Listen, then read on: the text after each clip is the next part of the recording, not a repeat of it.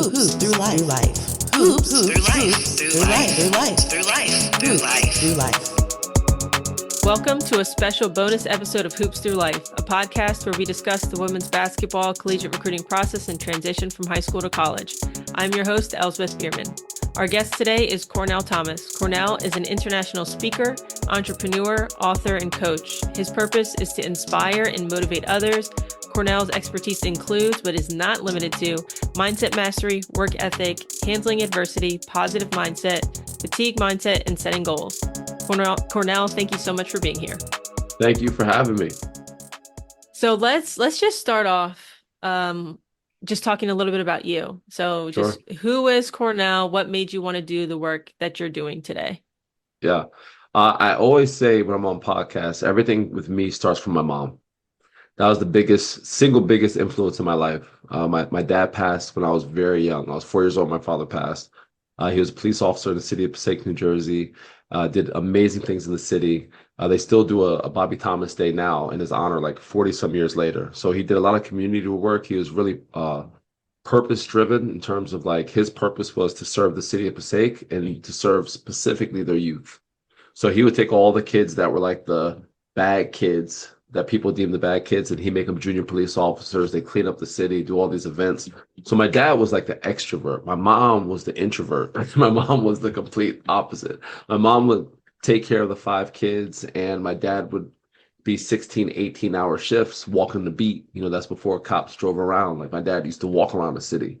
So everybody knew who my father was. He was bilingual. You know, he spoke Spanish back in the 60s, you know, so big, you know, brother, like 6'3", 260 pounds, all muscle, speaking fluent Spanish, like nothing matched with my dad. Like everything at that era didn't match. But when he passed, my mom had to go from, you know, the main caretaker to main caretaker and now work 3 jobs so we could survive.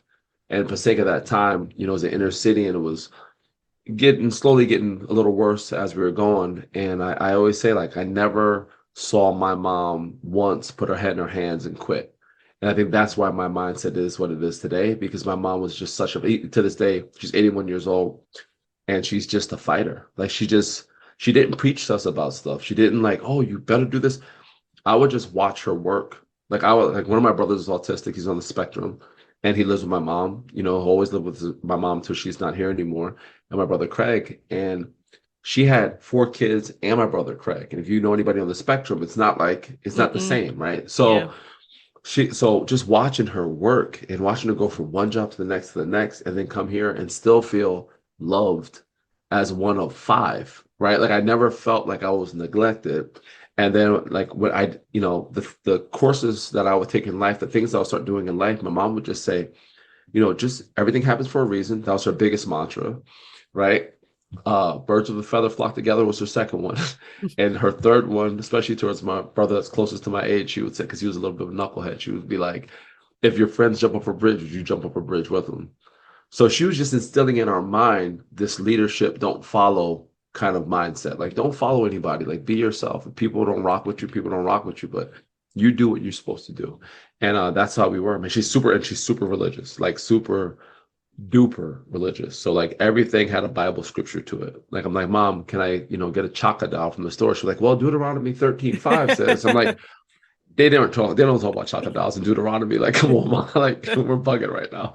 But she is really, honestly, if it wasn't, I wouldn't be the man I am today if it wasn't for my mom. Like everything that I aspire to be in terms of to other people and, you know, to the people to my kids is through my mom. And I'm sure she's the best grandma too. Oh, she forgot how she raised us. Like she raised us way different. Like the way we were raised is like streetlights are on, you're in the house. Like if it's bedtime, it's bedtime. Me and my brother were like doing like sign language to try to like get away with speaking like at night. So it was funny. So we were out, me and my wife were out, and we're like, Mom, could you watch the kids? And Bryce was probably like 8 and I was like 6. It's like 11 o'clock at night. And we're pulling up, lights are still on, TV's on. My son's like double fisting Capri Suns, right? Like, I'm like, what is happening? She's just crying. My mom's just laughing. I'm like, Mom, you forgot like how you raised us, because these kids would never know the type of smoke you bring to the house, like if something wasn't done right. But that's also the beauty of like as you get older and like have kids and like seeing my mom with my kids, it tears me up. Like I'll look sometimes they'll be playing and I just have like a knot in my throat because I'm like, man, I'm so blessed that she was able to experience, my kids, like, and for them to be able to experience her, and she just loves them to death. Yeah, and she can give them all those Capri Suns and be like, "All right, I'm Yeah. out. See ya. Yep. Have fun putting bedtime." Good luck. Good luck at Yeah. midnight. Hope Yeah. your kids get to sleep. Yeah. So maybe for those who might not know exactly who you are, what you do, like how would you describe the work Yeah. that you're doing today? Yeah. I would say right now it's my main thing is, well, people ask me like sometimes like what's your purpose? I'll say one of my biggest purposes is helping people understand that they have one. That's one of my biggest purposes. So I speak at schools, I speak at universities, I speak for corporations. I'm still in the basketball world. I still train kids and we still have like travel teams. I don't even want to call it AAU. It's like advanced travel, Hmm. teams. And I still do that. But my main thing really is just making people realize there's a reason you're here, right? We're all cogs in the wheel. And like for my younger kids, and I'm talking about younger kids in terms of like 8 through, college even, it's just having them take the life lessons from the sport of basketball and translating them to their everyday life, that confidence. Like we've had kids that were come to us, shoulders slunched over, head down. They don't believe in themselves. And then just instilling that confidence. And I'm like, no, like understand who you are. You went to a Division 3 school. That's 5.6% of all athletes are going to play any type of college. You're in the 5%, Hmm. right? You worked your butt off to get here. That's a reason for you to, pin your shoulders back. After these 4 years, everybody retires. But the fact that you worked so hard for a goal and you made that happen, that's dope. Like you have to believe in yourself. And now, and you see it, like with the social media and the crazy parents and all this stuff, it's like you have kids that are 9, 10 years old that are having anxiety attacks in the car because they don't want to play basketball. They don't want to play baseball or football because their parents are nuts or their coach is nuts or, like it's just a crazy environment. So I want to have a safe place where the kids are going to learn how to compete but also realize that at the end of the day, even though I don't like losing just as much as anybody, but the earth is still going to spin, right? That's the main thing. It's like no matter what happens in this game, we're going to fight, we're going to compete, we're going to try to get a W. But if we don't, for some reason, the earth is still going to spin. Like we're fine, right? If you do what you're supposed to do, like I tell my kids, if you work hard, you have a good attitude, you're a good teammate, you don't quit, and you're respectful, we're getting ice cream regardless, right? We're gonna ask you regardless. Now, if any of those things are out of it, you're a bad teammate. If your coaches talk to you, you're not looking your coach in the eye. The ref makes a call, you go palms to Jesus, like this. Oh, we ain't getting no ice cream. Like I Yeah. might get ice cream and eat it in front of you, but you ain't getting anything. But like as long as you do those things, because those are the things that you need in life, those translate, right? Those are transferable skills you need in life. So that's my main thing. It's like I go out and people are like, oh, you're so positive and you spread positivity. It's not just about positivity because I have moments of where I'm not positive. If I'm driving with my family, you cut me off on Route 80 and I almost swerve and hit something. I'm not gonna be like, thank you, sir. That was amazing. Right? Like I'm gonna have my moments. It's not positivity, it's mindset. It's realizing that I can have a negative moment, but not live in a negative moment. Hmm. And when I can teach those to kids, and when people say, like, it's easier said than done, I'm always like, no, it's not if you really think about it. Because the first thing that I think about when something happens that's negative, is it life or death? And that's an extreme way to think, but it really is. Like to me, it's like, is it life or death? 99.999% of the times it's no, right? That person that cut me off, it's not life or death. We're okay. We're on the road, right? That the game that we just lost, it's not life or death, right? Doesn't mean it doesn't hurt, right? So you have to assess it. What is what is this big problem that I'm making bigger than it usually is? And when you're a young person, you take this little problem and you make it human. I missed the game winning shot. Oh, now instead of hanging out with L's and watching game tape and say, well, what was up with that shot? Did you rush it? Was your wrist out? Right? Like, was it something technical? Right? Or were you thinking about it? When the coach drew the play up for you in the huddle, did you put your head down? Were you like, oh man, I'm gonna make it? Right? Your parents yell at you every time you catch the basketball to shoot it. Hmm. Like, what was it? Right? So my main thing is just mindset, man. It's like, and under that umbrella of mindset, it is positivity and work ethic and grit and, being determined and having the right attitude and gratitude and all this stuff. But it's really just mindset. I want people to feel better in every interaction that we have. I want people to walk away from an interaction they had with me and feel a little bit better about themselves. Yeah, yeah. Two things came to mind when one of them, especially when you were talking about just like the anxiety attacks like during Mhm. games. I went to a basketball tournament the other weekend and I don't even know what happened, but there was just a parent just screaming at their kid in the middle of the gym. And I'm standing there with a couple of my friends who are coaching in college, and we're all just staring at this like what nothing is that serious. Like why are you screaming at Yep. this child for I don't know what reason. And then the other I think about this too, speaking of like catastrophizing a scenario, um a coach that I know would say things like this is not brain surgery, right? Like you make a mistake, like you said, it's not like you're not going to kill somebody. Yeah. If you are a brain surgeon Yep. and you make a mistake, yeah, you might actually kill Yeah. like that is actually life or death. But like this is just not it's not Yeah. that. So just trying to but I can understand why something so little would be so big because at that age where they are, that is probably the biggest thing Yeah. that's ever happened to them. So just like learning those lessons, I think is super important. But you said confidence, and I think that's a great place to start, especially for like me and what I'm trying to do is because honestly, like a lack of confidence is something that comes up in probably 75% of the conversations I have with Hmm. student athletes or their parents. So I guess can you just speak a little bit about it? Like where do you think it comes from and maybe what can student athletes do to try to increase their Yeah. confidence? Well, I love the English language because a lot of the solutions or the answers to the puzzles are in the word, right? Like impossible, like I'm possible, right? Hmm. Don't you just take off the take off the nt, it's do, right? Confidence is a con, right? Like you have to con your mind into believing that even in the worst time that you're okay. It's a con. So when I think about confidence, I'm like, sometimes it's not about faking it until you make it. It's about tricking your mind that you're okay. Like understanding like I've been through this before. And for student athletes, I always say this. Think about your hardest practice. Your hardest practice you've ever had where you thought like I wouldn't make it. Did you make it? Well, obviously you're in front of me, so you definitely made Yeah. it through, right? Yeah. So like you're still here.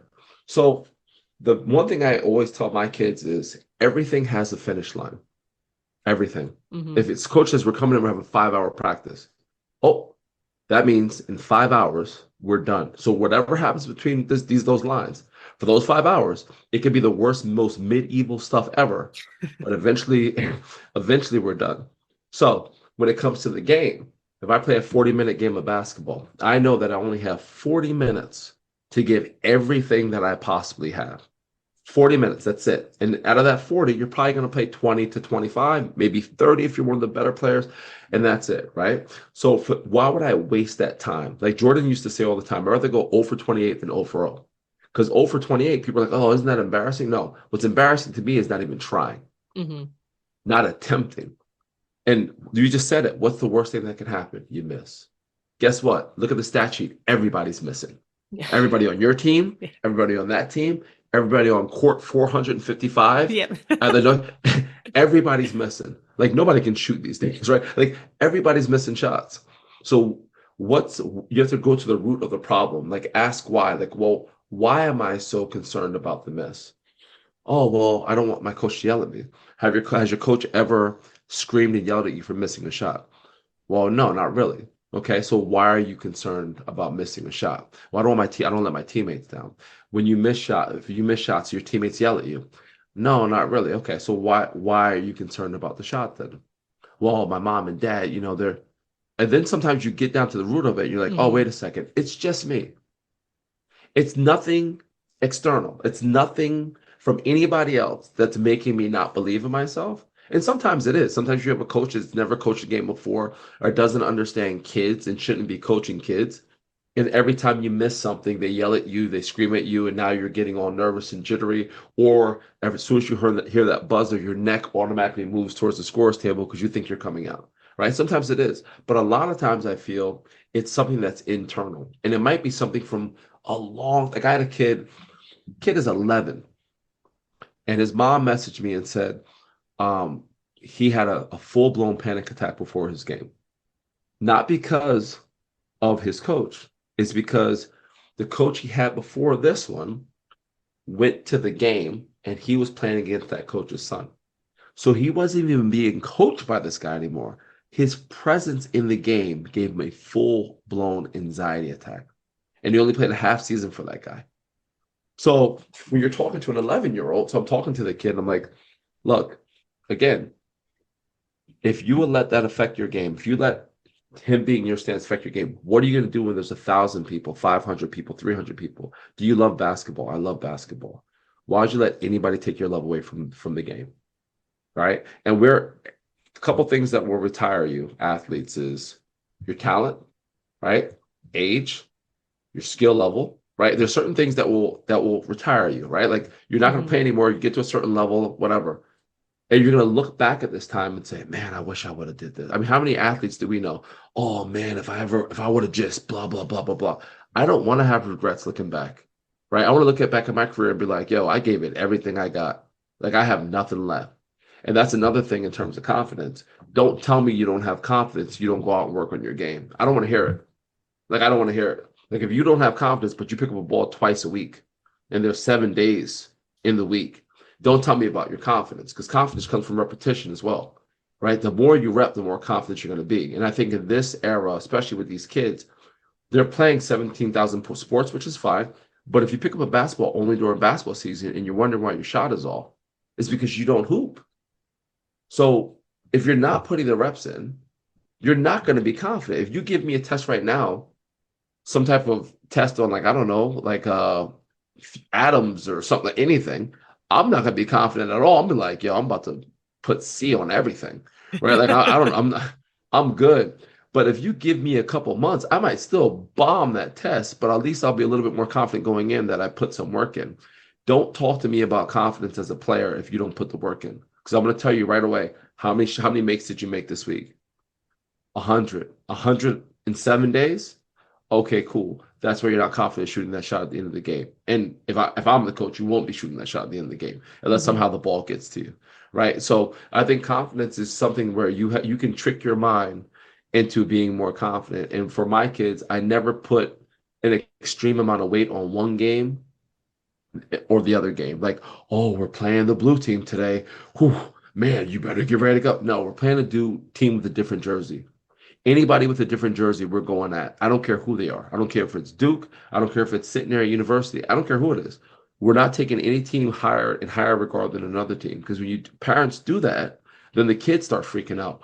We're playing the best team in the conference. They have a different jersey on. So what? Let's play them, right? So there's so many of these little tricks that I use, even for myself mentally. When I go to the gym and I work out, there's plenty of times I wake up at 4:20 every morning. I wake up and my body is like, yo, lay back down, dog. It's okay. Go lay back down. Take a nap. You'll be fine. You'll wake up at 6. You'll be good.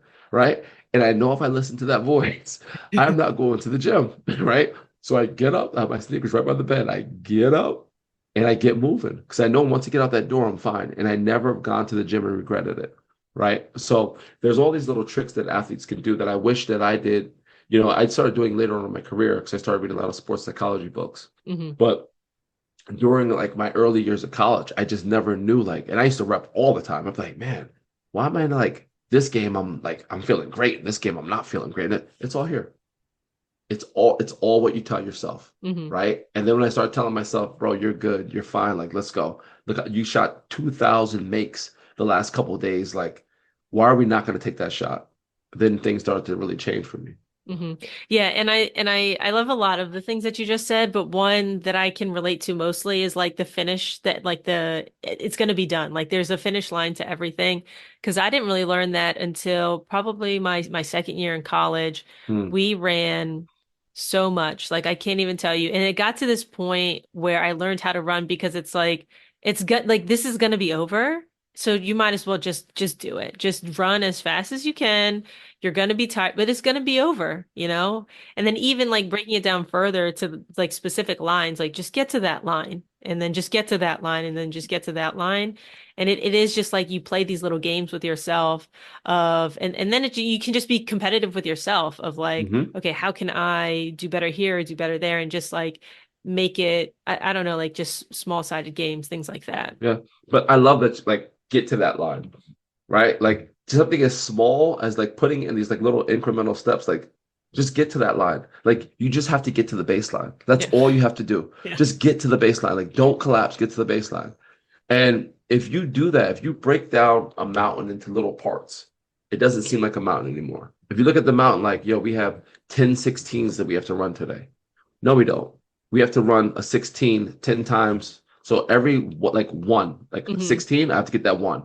All right, I got that one. We have 9 16s left. All right, cool. Let's break that down. I have one more. Let's go. Mhm. Let's do it again. All right, now we have 8. And like that's what I like when I'm running, there's times, yeah, I swear to you, where I'm telling you, my mind, it's like one on this shoulder, somebody on this shoulder. And this shoulder's like, bro, just walk. Like, just walk. What are you doing? You're not competing for anything. And this shoulder's like, here he is again. Don't listen. Don't listen. Like you're gonna feel so much better when you get past. So it's like when you can have those conversations with yourself, even when I speak, people are like, oh, how do you get in front of a bunch of people and speak? I was like, one, it's not about me, it's about my message. And two, I just go in a nonchalant, not like I don't care. It's like I detach myself from the speech. It's like it's all about my message. I have a job to do. And in an hour and a half, 3 hours, however long this is over. So I don't have a lot of time. I might never see these people again in my life. So I have to give them everything I got for an hour and a half, 30 minutes, 20 minutes, whatever it is, especially when I go into high schools and there's kids and adults, they're kind of taught to listen. So at least they're like, listen to you for a little bit before they start texting. Kids, they'll be like, in the assembly, this guy sucks, blah, blah, blah, blah. Like, it's like, you have to catch them right away, and then you have to keep their attention. So it's like, I play those mind, like, I'll be in the middle of a talk, and I'm talking to myself, like in my mind, like, okay, where do you want to take it now? Like, this story is like, they're really locked in on the stories. Keep going with the story for a little bit, or you might be losing them, right? Let's go somewhere else. But I'm used to having that conversation. As crazy as it sounds, I'm used to this inner dialogue so much because I needed it to get through all the basketball trauma and all the basketball stuff that I got through. Yeah. So have you seen the Inside Out series, the movies? Is that on what? It's through like Pixar. Now I'm trying to think who are they highlighting? Because I want to see if I 'cause sometimes I get on the plane and I watch stuff and I don't know if Yeah. it's So I mean, your kids might be into it. It's a children's movie, but I think it's okay. an adult movie. But it's just about like the voices in our head, kind of. Okay. So it's Oh, like, the yes, emotions. There's like anxiety and there's yes, we just yes. saw the movie theater. Gotcha. Beautiful. Yes. Yeah. I mean, it goes perfectly with what you're saying, right? It's like you have all these voices in your head. They're all there for a reason, but who's driving? Like who's driving the Yes. bus, right? And it's like you can have these thoughts and whatever, but they're not driving what you're doing. They're not Yeah. driving like who you are and how you show up daily Yeah. I into your love life. that Joy drove the bus, but she was also understanding of the other feelings. Hmm. Like that's the part I probably liked about the movie the most is the fact that she, at the end of the day, you want to be joyous, right?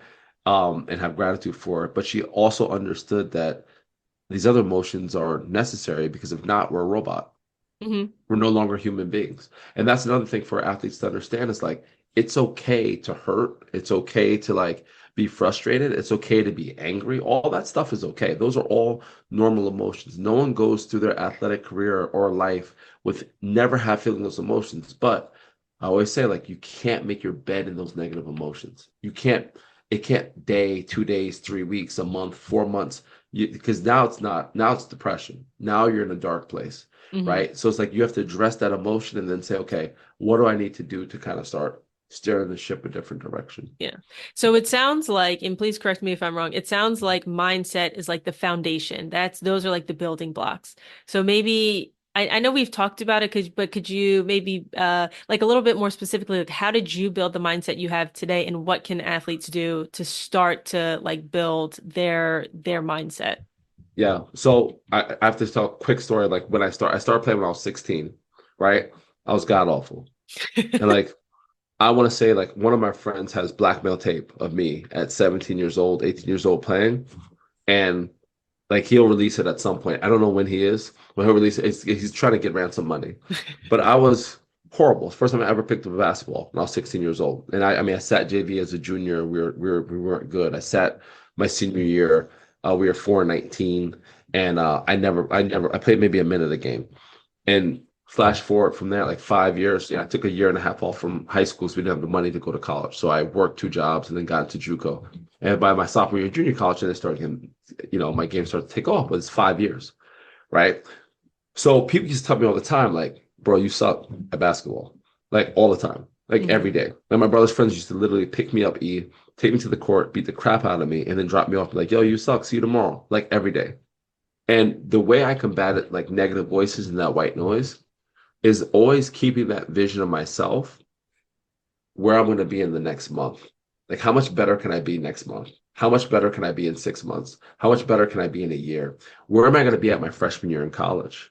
And I used to have these little goals for myself, like, okay, right now, you can't do a left-hand layup. You're not able to, right? It's not in your wheelhouse. When you do a left-hand layup, the ball doesn't even barely reaches the rim. Okay, so I want to have that by next month. I want to have a pretty good left-hand layup.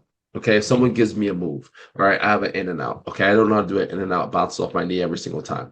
Okay, in 2 months, I want to have a good in and out with my right hand, and then I'll give myself another 2 months. I want my left hand.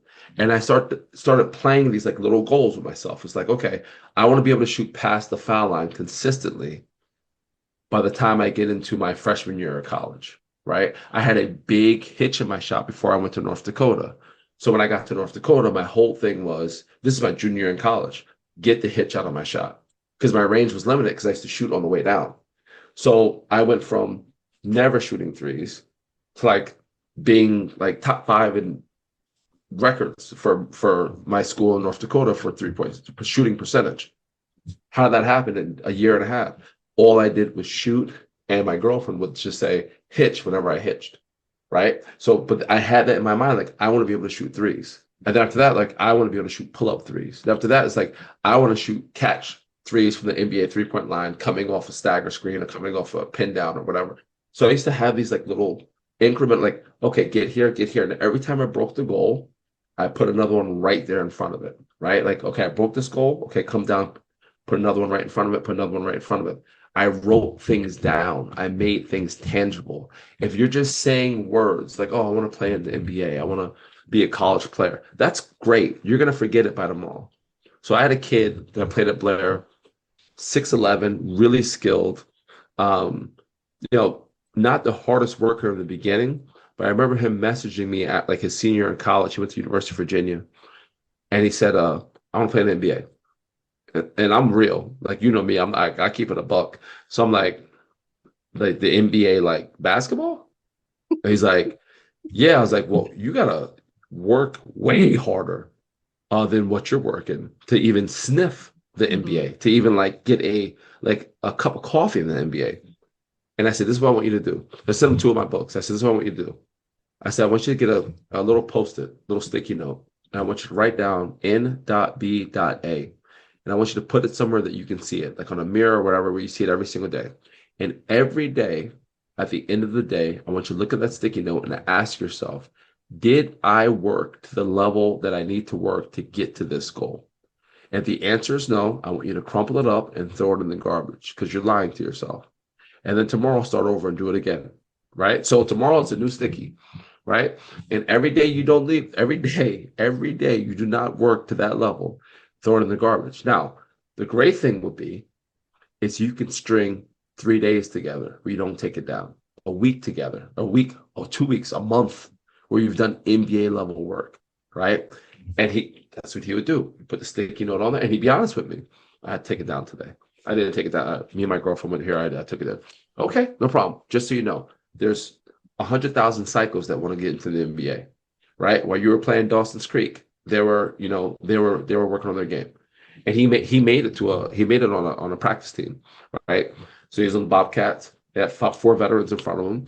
He ended up going to Spain, having a great career, but I wanted him to see it. I wanted him not stop talking about stuff. These athletes don't do that. They don't make things tangible. They talk about it, or they'll put a little highlight film on Instagram. No, write it down. What are your goals? I do that all the time. It's not woo-woo stuff. I don't have a vision board, but I do have goals. I do have things written down. And when I have that goal that I accomplish, the best feeling in the world is crossing that goal out. Okay, what's the next mountain I have to climb? right? It's one thing to have three goals and then you do the three goals. You're just like, all right, I'm good. And you sit back. No. Are you writing your goals down? I have kids that are in fifth grade that I have written, my daughter. She has her goals written down. She's like, I want to go here. I'm like, okay, cool. What are you going to do to get there? Well, I have to work really hard. Okay, great. So sign it. Wrote up a contract. Sign it. She signed it in my wallet. My uncle Al, rest in peace. A long time ago, I was about 23, and he goes, "You can rest when you're dead." He said, "When you're dead, you can rest all you want." He said, "But be honest with yourself. If you want to play professional basketball, make a contract with yourself." I had that piece of paper in my wallet. It's crumpled. I mean, it's about to turn into dust. This is from a long time ago. And I wrote, I will never take basketball for granted. I will never take another day off. And I signed it with a little white piece of paper, and it's tucked in my wallet. I still have it after 20 years. Right. So it's like that's what you have to do in terms of making things real. Like you can say whatever you want to say, but make it tangible for yourself. And if you have somebody that you're really close with that loves you and cares about you, share it with someone. Like if I say, "Hey, Els, this is what I want to do," and you say, "All right, see," and I can trust you, right? You're going to be an accountability partner for me. So if you know that I haven't been to the gym 2, 3 days, you're going to say, "I thought you wanted to do this." You don't share with someone that's not real. You don't share with someone that's going to sugarcoat. You share with someone that's going to tell you straight up, like, "Oh, you said you were going to play here, or you said you were gonna average 15 next year. How are you gonna average 15 if you haven't picked up a ball in 3 weeks? That's crazy, right? Maybe change that to 8, right? Maybe your expectation is a little bit too high. So have an accountability partner. You have to have people in your life that will check you, right? I have people in my life that will check me with no problem, and they know that I'll check them right back. Like, don't tell me something. Do not tell me a dream that you want to do, because I will call you on it, right? Like if you do, I want to be a Division I coach. I hear that all the time from my former players. Word? How many clinics did you go to this year? None. Oh, you already know everything then. Oh, okay, cool. All right, no, cool. You know it? Oh, okay, cool. You don't have to you don't have to learn anything. I've seen Bobby Hurley Sr. at clinics taking more notes than anybody in there. And that dude pooped out more basketball knowledge than anybody would know in that gym. And he's taking more notes, like feverishly taking notes like this. And I'm like, but you who's never coached a game before in their life, never coached one meaningful minute, you're not going to any clinics. You're not going. I used to go at Blair. I used to go to every fall. I would go out to different schools and watch their practices, so I can bring home maybe a drill. I might go to practice for 3 hours and get one drill, bring a drill back to Blair, and I would take this like little pilgrimage. I go to VCU and JMU and Richmond and all these different places, Seton Hall right by us, and I would go to all these different places and look at their drills. Be like, oh, I might be able to take still this drill, still this drill. I would go to high school practices, other high school practices with my friends, and I would take stuff back. And I'm like, I coached college for 6 years as a head coach. Now I'm assistant coach at Blair. And I'm traveling all the time, realizing that I only know this much about basketball. Right. So it's like these other people that want to get into the game that don't want to put the work in, it's not realistic. So I'd say make it tangible, write it down, have an accountability partner. Once you accomplish some of these smaller goals, like don't just have goals that are going to take you 10 years. Have goals that might take you 2 weeks, have goals that might take you a month, right? Diversify your goals. Have goals for the short term and goals for the long term. Because if you just have a goal for the long term, it's going to take a while for you to get there. You might get discouraged. Like, oh man, I'm still not a Division I player. Well, you're 8, right? Like you're not going to be for another 10 years, Jack. But if you want to be the best shooting, 10-year-old, right, in your county, if you want to be an honorable mention all-state player by your freshman year in high school, those are a little bit closer than you waiting 10 years to be a Division I player or getting a full ride somewhere. So I would say those are probably the things in my life that I do and the things that I tell my players to do right off the jump. Yeah, and I think you said it, but I want to restate it because I think the secret sauce was in the process of what you said. And it's like, okay, so I wrote down a couple questions like, did you write it down? Yes, you said you wrote those things down. But with the skills portion of what you said, like you made it a logical progression and you didn't say like, oh, I every time I dribble, it bounces off my knee. I'm gonna be able to like windmill dunk it. Like that doesn't make any sense. Like those two things do not correlate. But you had this like path of like, okay, I'm gonna be able to dribble once and not it doesn't go off my knee. Okay, now I'm going to be able to do an in and out and then this and you just stack all of those things. And I do want to point out it wasn't in one workout that this happened. It wasn't No. even in two or three or four or five workouts. It was in years of workouts that this happened. And I think that is what can't be like stated enough is the consistency that it takes to actually get better at something. Because even you said you started playing at 16. You didn't really make a college roster until after like a year and a half after high school, right? You went to JUCO Yeah. and you did your thing. So like that process, I don't want to gloss over it because you say Yeah. 5 years, but it's like no, 5 years. Yeah. And to that point of your life, what was that, like a quarter of your life? Yeah. So Exactly across my life. so it's just like that. If you want something, like you said, create a plan, attack the plan, be consistent with the plan. And if you fall off the plan, it doesn't mean you're a failure, right? Maybe you just need to adjust your goal. Maybe it wasn't exactly what you wanted. And that's okay too. Like just defining, like you said at the very beginning, like what your purpose is, what you want to do, how you want Yeah. to impact the world, and then just go and attack it with like consistent action and with an accountability partner. People are doing you a disservice if they don't tell you the truth, right? Yes. Because like at the end of it's meaner to not tell the truth.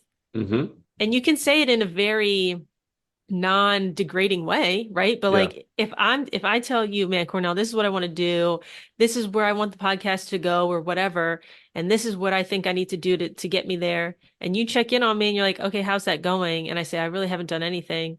It would be meaner for you to be like, oh, it's okay, like whatever, it doesn't matter. Mm-hmm. Then checking me is like, okay, this is what you said you wanted to do. Is it still what you want to do, or is it not what you want to do? Because your Mm-hmm. actions, it's not aligning with what Yeah. you're saying. And Els, I think like people are afraid to suck at something. And Yeah. I think that is such a big detriment in terms of growth and progress. They're afraid to suck. And this day and age, like thank God, if Instagram was out when I was playing basketball in the beginning, I mean, I'd have been a meme like crazy, like a mug. Like you'd have saw Oh, me all over geez. the place. But like, but like they're afraid to suck. And it's like I always when I talk to athletes about like my progression, like I go to colleges and I talk about like I was like, imagine being bad at something for 5 years and like not just bad, like really bad and people telling you that you're really bad and it's something that you loved. And that's the difference. It's like if you're bad at something you Hmm. don't care, like you don't care about, you're just like, whatever, I'm bad at this. I don't even care about it. But when you're bad at something that you love and something that you really want to do, on top of people telling you that how bad you are at it, right? It takes a different level of mental toughness and grit to be able to say, screw all them, right? Like I'm gonna do it anyway. And I didn't start my first game until my sophomore year in college. Like that's, I'm sorry, the end of my freshman year in college. And the only Mm-hmm. reason I started is because we had guys fail off. It was JUCO. So my like guys failed off in Christmas, and they're like, Cornell, you're gonna start. They called my name. I didn't know what to do when they announced my name. They're like, Cornell Thomas was like, it was a crowd of three people, and I was just like, I run out. And it's like, oh, they slapped the other coach's hand. I was like, this is crazy. I never started. I didn't start one game in high school. I didn't start one game half my freshman year in college. I was like, so when I tell kids, I'm like, I'm not telling you this from someone, they see me now. So they're like, Hmm. oh, you have no idea. You have no idea what my process was. You have no idea how hard it was for me to get better. But I was okay with sucking at basketball because I truly loved it. I didn't like basketball. You don't, you're not bad at something for 5 years and take all that criticism or stuff you like, right? Like Yeah. I truly loved the game of basketball. So I was willing to, put up with all that and still endeavor and still work on it. Yeah, so on those like dark days, because I'm sure it wasn't all rainbows and butterflies, like on those days where maybe you wanted to quit or you wanted like, is it worth it? Questioning those types of things, what would you tell yourself or how would you remind yourself and how would you continue to move forward through that process? Yeah, I had when I first started playing basketball, I thought that I wanted to play basketball because my cousin played. He lived in Virginia. He was a really good basketball player. He played, and all the girls liked him. And he was in the paper. And Classic reason to want to play. classic reason. Like I just want to hoop. Like I had a high top. My brother used to cut it, so it was like lopsided, right? So I'm like, if I hoop, I was like, I'm gonna get a date. I'll be in the paper. Like people would know me for stuff. I have a gang of brothers, so it's like people. I was the youngest boy, so people would never. I was like, oh, that's so and so's brother. Like no one knew my name, Mm-hmm. no one knew my Mm-hmm. first name. So I'm like, but then as I started playing, and I started to really love the game, I realized like, hey, if I could possibly play professional basketball, like my mom might not have to work 3 jobs, and that's what changed everything. Like it Mm-hmm. literally is somewhere around the summer of my junior year when I said, well, you're not just doing this for you. You're doing this for your mom too. And then there was no such thing as being sick or being too tired or, hey, you're still sitting your senior years, like maybe just quit. There was no quit for me. Like even when I was in junior college and I was of the age where I'm like now, 20, and I'm like, obviously schools aren't recruiting me because I'm averaging 1.0 points a game, right? And I'm not very good. It's like that sophomore year when everything kind of blew up and I started getting, scholarship offers, I was like, okay, it's not enough. Like in my mind, I was like, oh no, no, no, this isn't enough. Like a scholarship is great. I appreciate it, but I need to do even more to be able to help my mom. So my why became something way bigger than me. And it Mm-hmm. became way bigger than my fatigue or, any of these dark thoughts. I didn't know growing up that basketball was my therapist. I didn't realize that till a couple of years ago, actually. I think I was talking to a friend of mine and we just talked about like my life and I was like, yeah, I'll hoop. And I never really hooped with anybody because, none of my people, none of my family members play basketball. So I would just walk like 3.5 miles to the court and then I just do my thing and walk back. And, I just was by myself a lot. And he was like, yo, basketball's your therapist. And it like hit me really hard because I was like, oh, I never addressed any trauma in my life at all. Like I Mm-hmm. never addressed it. My dad passed, none of that. We didn't talk about it, and like so when I'd have that basketball, it would just be me and my basketball, and that's it. It's like that was literally my outlet. And I tell kids that play for me, I was like, regardless of what you went through before you came here, before you got here, regardless of what you went through, you have an hour and a half or 2 hours where it doesn't have to be about any of that right now. You can just let yourself go in the game. Like just let yourself go in the game. Like be 100% fully into practice. That doesn't mean when you come out that there might not be things waiting for you, right? But for right now, for this, 120 minutes, you can just let yourself and completely be free in the game and not worry about any of the exterior stuff that's going outside of your life. And that's what I did with subconsciously without even really recognizing it is like all the stuff that we were going through, I just threw into basketball. And it became like it just became therapy for me. Yeah, and they what do they say? Like when your why is big enough, the how doesn't matter, or something like Hmm. that. I'm sure it's Hmm. much. Um, I think it's that. I think it's is that. that what it is? Okay, Yeah, I because I think was it's like, it 100% has to that. sound maybe a Yeah. little, maybe it sounds a little bit better than that. I I don't think it's know. that. Yeah. So, all right. So I love. You kind of did talk a little bit about like goal setting. Maybe just recap that real quick because Yeah. I think that was a really good process of like Hmm. not only how to get better, but maybe how to just like continue moving forward. Like it gives you that motivation or not the momentum to just like continue Yeah. moving forward, even when like maybe talk a little bit about social media and how that might impact and how like Yeah. you find what tricks and things like that you find helps like young athletes that you work with to block out that noise because that is Yeah. ridiculous in itself.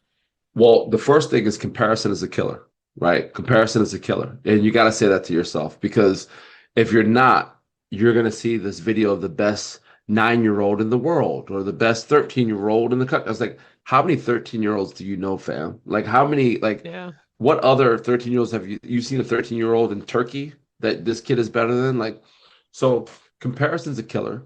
The second thing is when it comes to social media, you're watching everybody's highlight. Hmm. No one goes on social media like, hey, got diarrhea today. It's awesome. Right? Like no one is saying all the bad things that happen. Everybody is doing fantastic. Everybody's doing fine. It's filtered content, right? If I go to your game and I pick up the 3 plays out of the 400 bad plays, I pick up the 3 and I just loop those plays and put, some rap music behind it, right? Anybody can look good. Like I have players that turn their social media off during the season that play pro. They don't use their social media during the season. They turn it off because it's a distraction. And if that phone is in your hand more than the ball is in your hand, you're going to be distracted an awful lot. right? So the first thing I would say is don't compare yourself to anybody but yourself. You're not anybody else. You might have a similar game, you might have a similar body type, but they're not you. Like my son's lefty.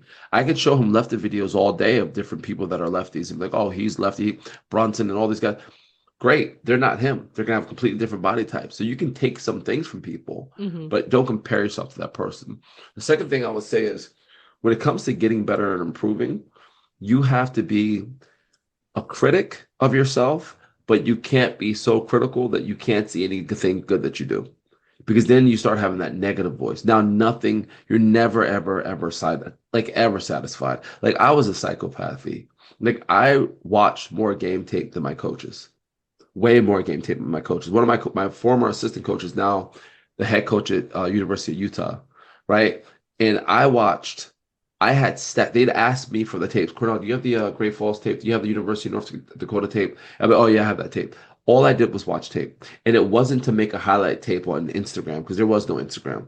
It was to see what I was doing wrong, right? Like I love that you watch tapes with your players because the tape doesn't lie. If you miss the box out, you miss the box out. If you missed a teammate, you missed a teammate. If you have bad body language, you have bad body language, right? So I would say like if you're older and you have a mom or dad that records the games, your coach records the game, or it's on Huddle or Crossover, or whatever it is, watch clips of yourself, the good and the bad. Don't fast forward through all the good stuff, right?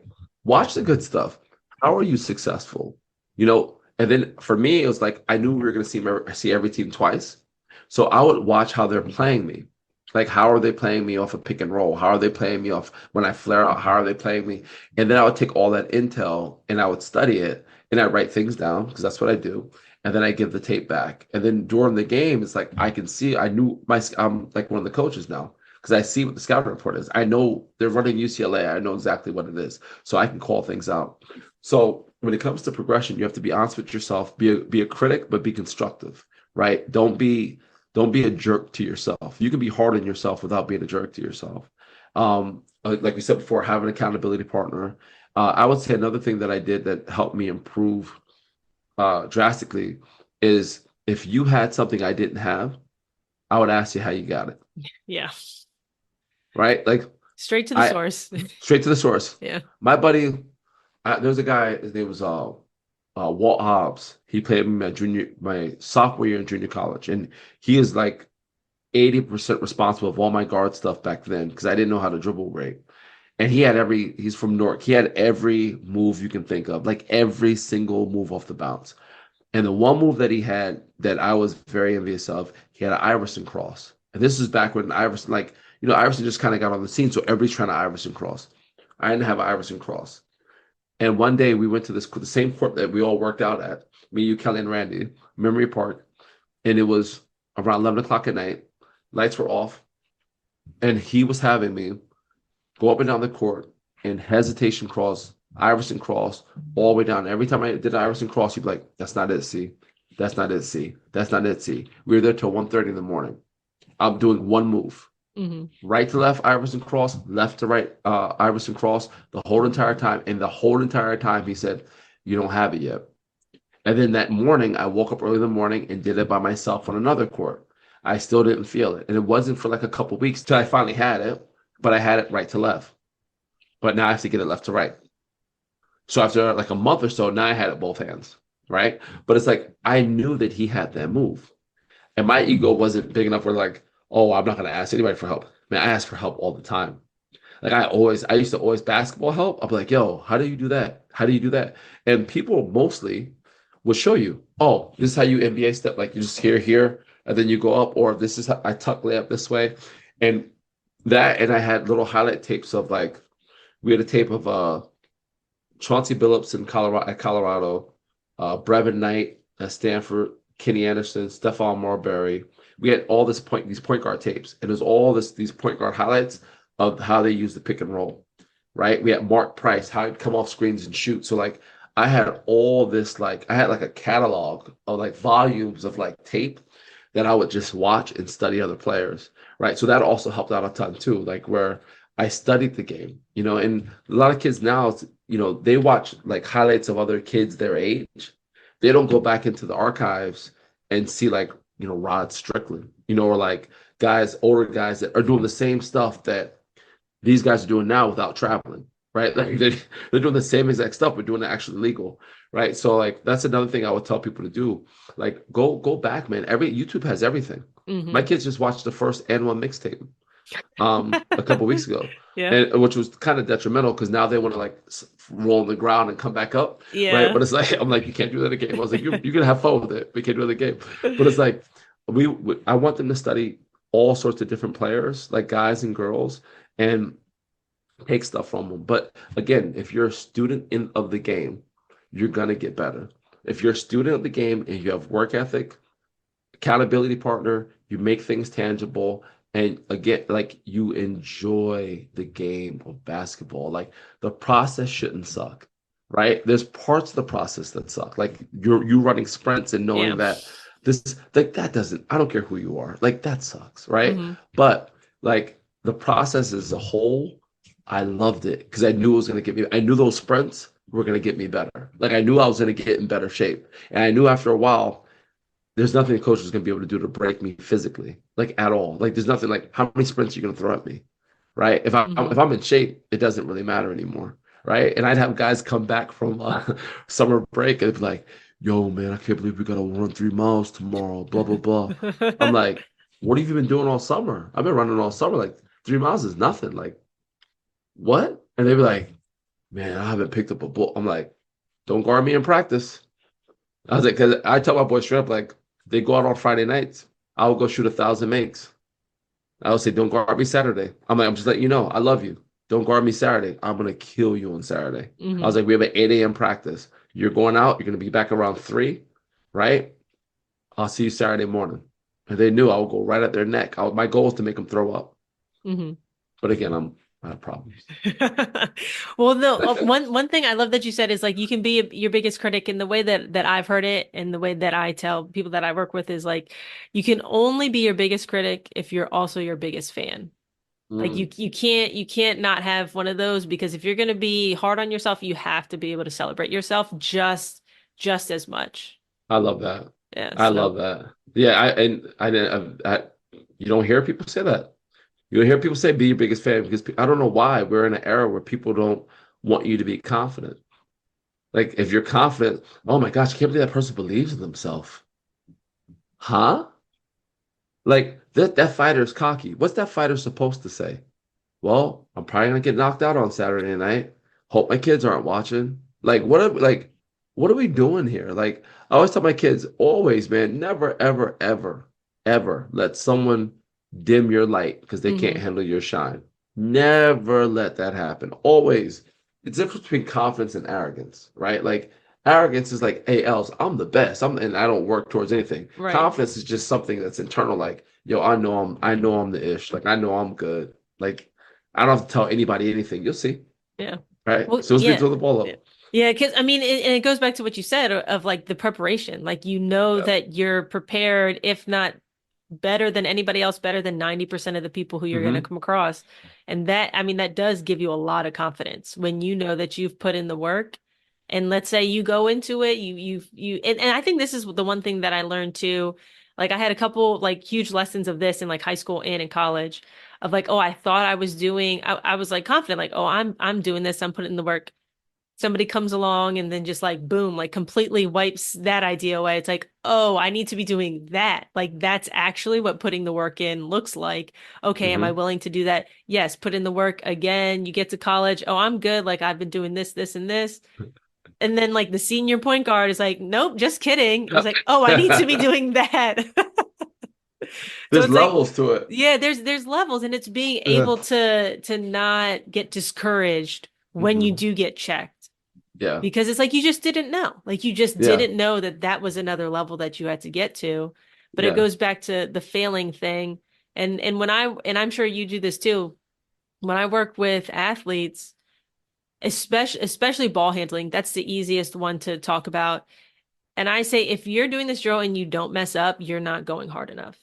Period. Yep. Because you're just not getting better. You're not getting any Yep. better. Like the goal is to fail as quickly as possible so that you know kind of where the limit is and where you need to maybe focus a little bit more or where you need to break through. So Yeah, they're afraid to fail. And it's like we have a group of kids, no one wants to lose the ball. So like, oh, I guess none of us are getting better today. Because I'll show you a drill and I dribble better than all of y'all, and I'll lose the ball. Because I'm going super hard. Like I'm a tall guard to them, right? They're like, oh man, you play guard. I was like, bro, I played against guards that were 6'7". mhm. Like I played against centers at 7'2". I was like normal height, 6'4", 6'5". Like, but I worked on my handle like crazy. I wrist weights around my wrist and ankle weights and all sorts. Like I worked on my handle all the time. It's like, but I did it to the point where it's like everything is hard. Like the kids nowadays, they don't know how to hard dribble, right? They dribble like soft, and it's like they try to push out, and everything's like flowy. It's like when someone puts a forearm into your hip, that flowy is going to be a turnover. You have to pound the ball. So when we work on our ball handling, I'm like like put a hole through the floor, right? Because you're not going to walk down the court in a game and pound the ball to the floor, but your dribble is going to get harder, Yeah. right? But if you're afraid to fail, you're not going to do anything like even with shooting, like when we do shooting drills, we catch and they catch and they. It's like you'll never get your shot off. Like you don't know how to go game speed and shoot. You don't know how to go corner to elbow, full speed, inside foot catch, raise up and fire quick. Like if I'm in front of you, if I'm 3 feet away from you and I can still get a piece of your shot and I don't know when you're going to shoot, but I can still get a piece of it, your shot's slow, right? It's like, so you have to work on game. Like that's why I love watching like 30 for 30s or like, the inside, and you see the kids like guys actually work out and you're like, oh, that's what a workout looks like. Mhm. And that's the best player in the world. So what is Marty Smith, who's a 5'6" power forward in sixth grade? Like, what is he doing if Kyrie is working out like that in the summer? Yeah. It's not always about what you're doing, it's really how you're doing it.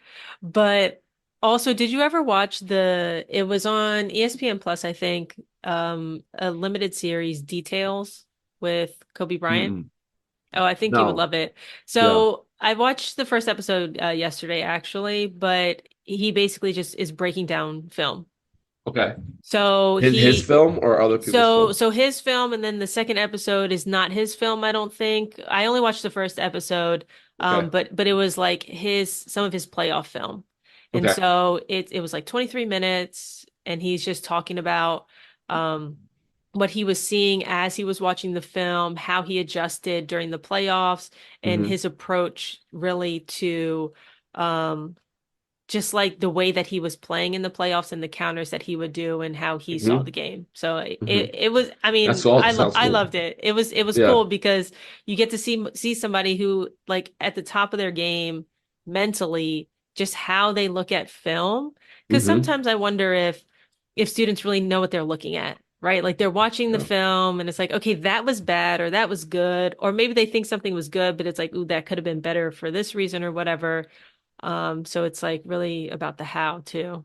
Yeah. When you find kids that understand what to look for film, you have a special kid. Hmm. Because a lot of times it's us being like, we're looking at them like, oh, they don't see it. I got to rewind it and tell them what they just missed. Uh-huh. Like, do you understand what you did wrong here? Huh? Yeah. Like you're super late in help. Like you're not there. Oh, like a kid that's cerebral where they can see film and be like, we had a kid. I love this guy. To this day, I still love him. And he ended up going and playing at Notre Dame, but he'd come to the huddle and be like, hey, coach, you think we should run pen? Could we run pen? And we'd be like, that's exactly what we wanted to. Yeah, 100. Yeah, Hmm. go. So he was like a point forward. He's like big 6'8", but we'd go and we'd run the play that he said, and it's like, yeah, it works great. It's like 100%. Like that's the right call. What we're supposed to do. He would just, and now he coaches, which is perfect for him. But like he was just so cerebral. Like he just understood, like in real time, like what they're doing this. We should run short out of bounds. Like I see it, and then he's calling audibles. Like we're doing out of bounds plays. He's like, hey, no, no, no, no, 3, 3, 3, 3, and we're just like we let him go because he watched film like we watch film. Like he'd sit in film sessions with us and be like, not say anything, just watch, and be like, And we'd be like, what do you think of that? Oh, well, I think that, they're overplaying this and blah. We're like, okay, yeah, makes sense. You get a kid like that, man, please let me know, E. Yeah. Let me know. That's a Yeah. special child. So I think we could talk for 10,000 more hours. Of course. Yes, but there are last couple questions that I do Sure. ask all the guests I want to ask you. What book or podcast would you recommend? Every high school basketball player, or just maybe every high school student athlete, should read, and why? I would say the book that I would recommend for every high school athlete, and this is going to sound crazy, but this is one of my favorite books. Okay. All the Places You'll Go by Dr. Seuss. Every single high school athlete should at some point read that book. Now, you probably had that book read to you when you were Hmm. little, but if you look at that book from a more adult lens and really look at the message, it's life. That book is, for me, that book is just life. It's just life in 38 pages or however small that book is. Because it teaches you about the roller coaster, which is life. It's a roller coaster, right? You're gonna have ups and downs the whole single time. There's gonna be times where you could be trapped waiting for stuff instead of going after things. There's times where people are gonna love you, times people don't like you, right? And it's like all the places you go means to me is it just depends on where you want to go and how far you want to go with it, right? You can stay here on the ground with the normal human beings, or you can excel somewhere else. So I would say it's a quick read. I would say All the Places You'll Go is the first one. And I would say a second one, which is a really short book, which is good for kids these days, is Who Moved My Cheese? That's another book where it's just like it talks to you about when adversity strikes, pivoting, and then going on to the next thing. Like we say in basketball, we say next play all the time, Hmm. moving on to the next play. So All the Places Will Go, Who Moved My Cheese, and they can thank me later. Actually, I talked to a coach yesterday, recorded an episode, and she also mentioned Who Moved My Cheese. So love it. Yes. Love it. Awesome. All right. So what is something about mental toughness or anything that we've really talked about today and what you work on with students? But what is something about that you believe is overlooked by a lot of high school students and their parents? I believe the number one thing that's overlooked that is anybody can develop a tough mindset. Anybody. Yeah. Anybody can develop a tough mindset. It does not matter who you are, where you come from, what your circumstances are, because there are examples of people in the worst, most extreme conditions you can think of that overcame those. There's an example of kids that I've had kids that have tons of privilege, like have everything you can think of. You would think the kid has nothing when you see him play. That's how hard they work. So I think that mental toughness, that's a skill that anyone can develop, but it's a process. It takes time, and sometimes it's even a moment to moment, game by game thing. Because when you have great games, it's easy to have great mental toughness. When you have the crappy games, it's a little bit harder. So I'd say just developing mental toughness is something anybody could do. Yeah, I agree. And one thing that I would say, if somebody like players that I've coached have asked, "Oh, how can I build mental toughness?" And I'll just say the easiest thing you can do is just do something every day that you don't want to do. Mm, That's one thing. Or if you're a snoozer, you like to press the snooze button a lot, hmm. just get up when your alarm goes off. Yeah. And that's just building, like you said, it takes time to build that mental toughness. But I have my athletes sometimes it's a challenge and they don't want to do it. But I'll say the last 30 seconds of your shower, put the water on cold. mm-hmm. People, I get all sorts of text messages after that. Like there's like people are like, why would you make me do this? Like, why would you like, but it's like it's 30 seconds of your life. Like the last 30 seconds, like, just put it on cold Mm-hmm. and just go, go out. It's like one thing that will happen. You will wake the hell up. Like Yeah. you'll be awake. But give that a shot. Give that a Yeah. shot and let me know. All right. So, and last but not least, any final words of wisdom? Yeah, I'd say one, of course, always else. Thank you for having me because you're amazing. And I would say something I would leave behind to these kids is that you're doing something that most kids don't sign up for, right? You're signing up for the hard. You're signing up for the tough thing to do. And a lot of people, when it comes between doing something tough or running away from it, they run away from it. So that puts you in a special category already. So that already makes you in the 5-10% of kids that go out and play sports and choose to do triple sessions, that choose to do double sessions.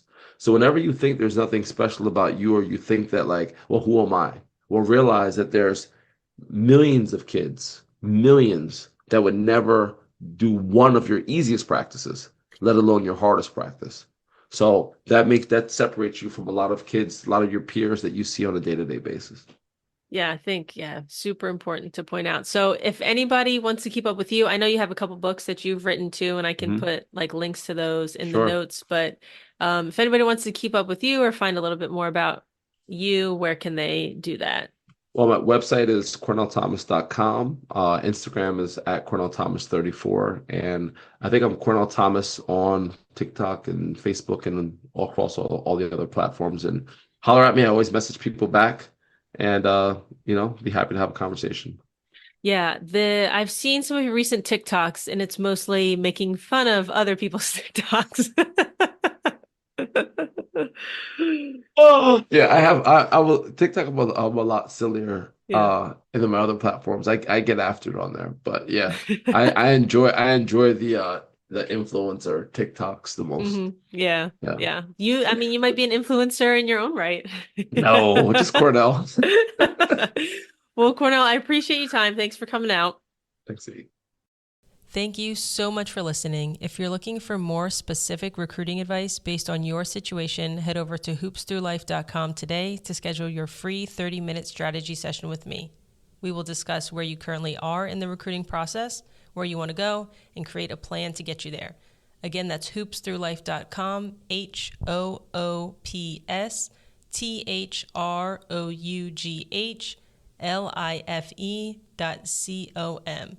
And if you have any questions for me or questions you want me to ask future guests, you can email me at l@hoopsthroughlife.com. That's EL@hoopsthroughlife.com. I look forward to hearing from you soon.